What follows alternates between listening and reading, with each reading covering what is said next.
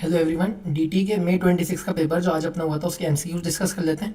सबसे पहला question, mister Krishnamurthy, यहाँ से पढ़ना स्टार्ट करते हैं। Mister Krishnamurthy requested his employer to restructure the salary component of other taxable allowance by including tax free perquisites such as health insurance and medical expenses in terms of proviso 17(2), making an arrangement for commuting between office to tax. इन्होंने क्या करा, एक arrangement करा अपना tax का, basic पे इनकी और एचआरए अदर टैक्सेबल अलाउंस दे रहा है। तो उन्होंने क्या करा, बेसिकली टैक्स प्लानिंग करी।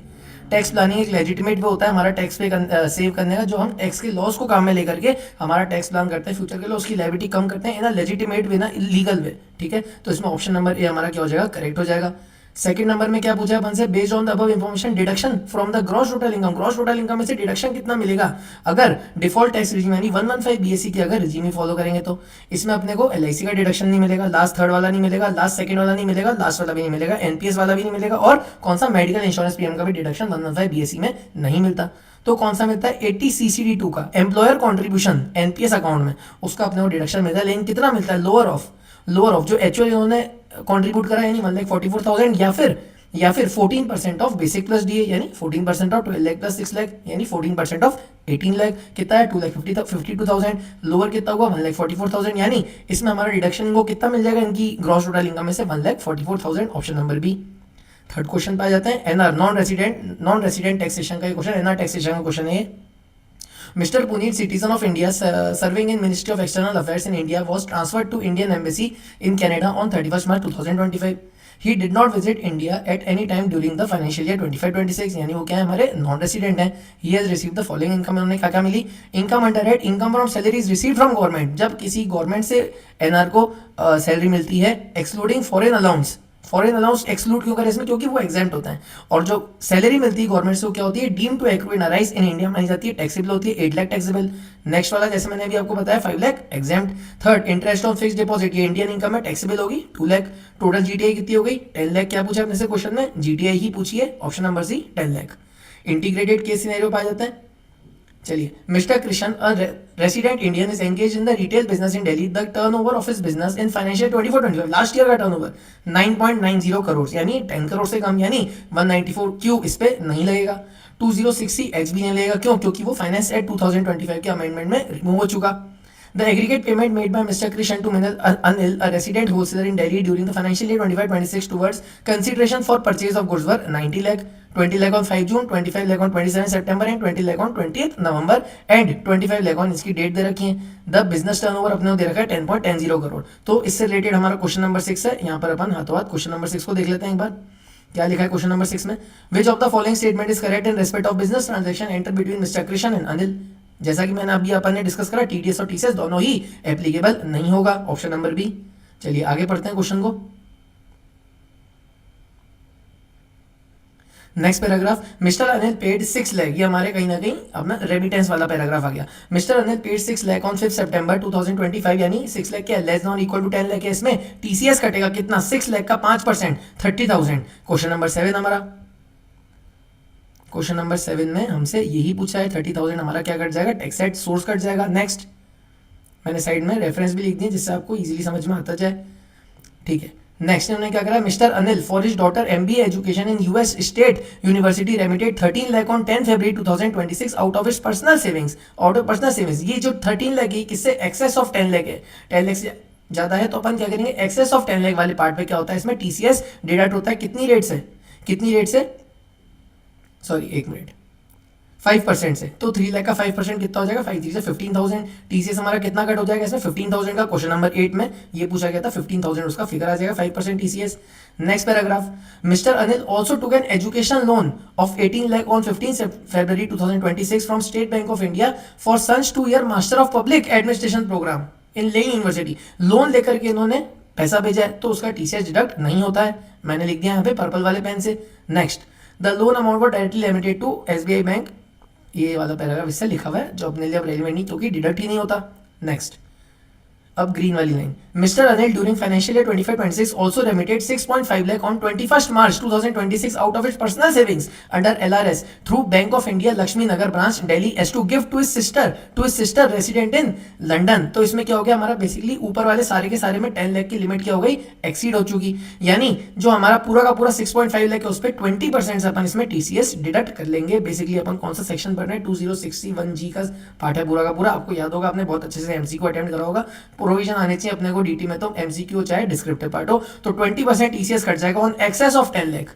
ये तो पूरा का पूरा 10 लाख हमारी ऊपर ही लिमिट एग्जॉस्ट हो चुकी, तो पूरे के पूरे 6.5 लाख पे हमारा 20% का टीसीएस कट जाएगा कितना 1,30,000 का। वही हमारे सारे नीचे क्वेश्चंस पूछे हुए हैं, ये 1,30,000 वाला अपन ने डिस्कस कर लिया फोर्थ, ये फिफ्थ वाला अपन अभी डिस्कस कर लेंगे, बाकी अपन ने सिक्स्थ वाला डिस्कस कर लिया और सेवेंथ वाला भी डिस्कस कर लिया और एट्थ वाला भी डिस्कस कर लिया। चलो एक बार ये वाला क्वेश्चन देख लेते हैं। इन respect of investment in shares of foreign company and the foreign dividend income not disclose in the return of AY 25-26, उन्होंने डिस्क्लोजर नहीं दिया तो हमारे पास क्या ऑप्शन होता है to file an updated return. लेकिन कब तक अपन अपडेटेड रिटर्न फाइल कर सकते हैं, या तो 4 years from the end of relevant assessment year और before the date of notice by the AO whichever is earlier. Option number A इसमें करेक्ट हो जाएगा। नेक्स्ट हमारी integrated case scenario 2, mister Nitin citizen of India who lives in Singapore and is a non resident NRI है ये। चलिए सबसे पहले अपन question पे चलते हैं इनके, क्या बोला इन्होंने सबसे पहले अपने को लॉन्ग टर्म कैपिटल गेन की टैक्सेबिलिटी पूछी in the hands of mister Nitin. Sale consideration कितना है 18,25,000 का, सब ऊपर क्वेश्चन में आपको मेंशन है 18,25,000 का सेल कंसीडरेशन। 7,000 की हमारी क्या है एक्सपेंसेस है, 7,000 अपन लेस कर दिया, यहाँ पे कितना है हमारा टोटल सेल कंसीडरेशन 18,18,000 का, लेस कॉस्ट ऑफ एक्विजिशन कितनी है 4,65,000 की। हमारा टोटल कैपिटल गेन कितना है 13,53,000। अब इसमें अपन एग्जेम्पशन की लिमिट कैलकुलेट करेंगे एज पर सेक्शन 54F में अपन जैसे कैलकुलेट करते हैं 4,80,000 डिवाइडेड बाय 18,80,000। 4,80,000 मतलब हमारा इन्वेस्टमेंट का अमाउंट जो कि अपने को क्वेश्चन में यहाँ पे दिया हुआ है, ये दिया हुआ है 4,80,000। तो 4,80,000 डिवाइड बाय 18,18,000 क्या हमारा टोटल कैपिटल गेन इंटू 13,53,000 हमारा सेल कंसीडरेशन, ओ सॉरी 13,50,000 हमारा capital gain, 18,18,000 sale consideration sorry.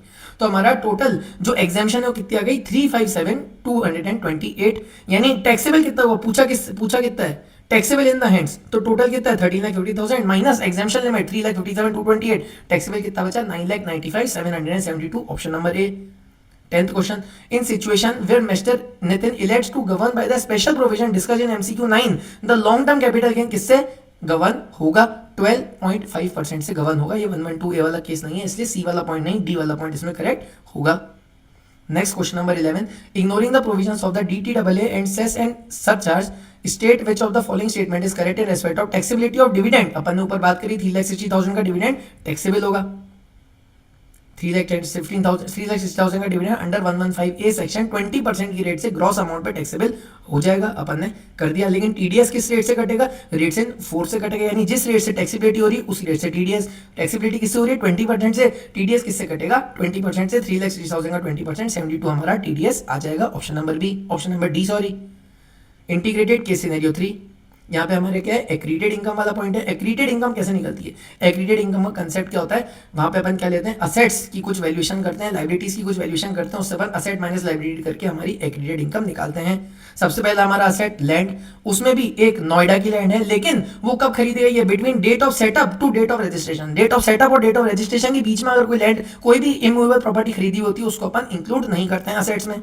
Noida वाली प्रॉपर्टी इंक्लूड नहीं होगी, गुरुग्राम वाली इंक्लूड होगी हाँ, लेकिन कितने पे होगी higher of stamp duty value और ओपन मार्केट वैल्यू। 120 लाख और 140 लाख हायर कितना हो गया 140 लाख हो गया, यानी लैंड की वैल्यू हमारे पास 140 लाख आ गई। ठीक है, शेयर्स की कितनी लेंगे, स्पेसिफाइड डेट पे एवरेज ले लेते हैं अपन हाईएस्ट लोएस्ट प्राइस का। 1000 कोटेड इक्विटी शेयर जो है उनकी स्पेसिफाइड डेट कौन सी है हमारी क्वेश्चन में 1 अप्रैल 2025। स्पेसिफाइड डेट पे एवरेज प्राइस कितनी आ गई 420 plus 400 divide by 2 410। Total number of shares कितने हैं 10,000 है, 410 इंटू 10,000 कितना है 41 लाख की इसमें हमारे पास कोटेड इक्विटी शेयर्स की प्राइस आ गई। प्रेफरेंस शेयर्स की क्या ले लेंगे अपन ओपन मार्केट वैल्यू 180, टोटल कितनी आ गई 7,20,000। तो टोटल असेट्स हमारे पास कितने हो गए 140 की हमारी लैंड हो गई, 41 लाख के हमारे इक्विटी शेयर्स हो गए और 7,20,000 के हमारे प्रेफरेंस शेयर हो गए, यानी 188.2 लाख का हमारा क्या हो गया असेट की वैल्यू हो गई। लाइबिलिटी की वैल्यू कितनी साहब, book value of trust fund and liability on 1 अप्रैल 2025 कितनी 150, लेकिन उसमें इंक्लूडेड है 3 चीजें जो कि नहीं होनी चाहिए। कौन सी, corpus fund, provision for tax और रिजर्व्स एंड सरप्लस, तीनों की तीनों हटा दो, कितना बचा 110 लाख बचा।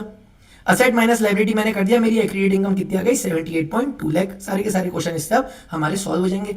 पहला क्वेश्चन क्या पूछा, एडिशनल इनकम टैक्स कितनी आती है हमारी एवरेज रेट, सारा हेल्थ एंड एजुकेशन सेस वगैरह ऐड करके 34.944%। क्या आ गया 27,32,620 हमारा क्या है इसमें एक्रीडेड इनकम पे टैक्स अमाउंट कैलकुलेट हो गया, एडिशनल इनकम टैक्स कैलकुलेट हो गया। क्वेश्चन नंबर 13 अपन ऑलरेडी ऊपर कैलकुलेट कर चुके, calculation of agreed FMV of land of Noida, Noida वाली लैंड जो सेटअप और उसके बीच में खरीदी गई थी, कितनी लेंगे नील, अपन ने कंसीडर क्या करी नील ले ली। For the purpose of calculator accreted income fair value of total assets अपन ऊपर अभी निकाल के है 188.2 लाख, यहाँ पे आ गया 188.2 lakh. Option number C. Question number 15 last question, हमारी एक्रीडेड इनकम कितनी है, ऊपर निकाल के 78.2 लाख की हमारी एक्रीडेड इनकम आ गई। तो बेसिकली प्रोविजन अगर आपको ध्यान होंगे, याद होंगे, तो आपका आराम से सारे के सारे एमसीक्यू एग्जाम में बन गए होंगे। मैं उम्मीद करता हूँ आपका डीटी का एग्जाम बहुत अच्छा हुआ होगा, एमसीक्यू भी और डिस्क्रिप्टिव भी। Thank you so much and all the best.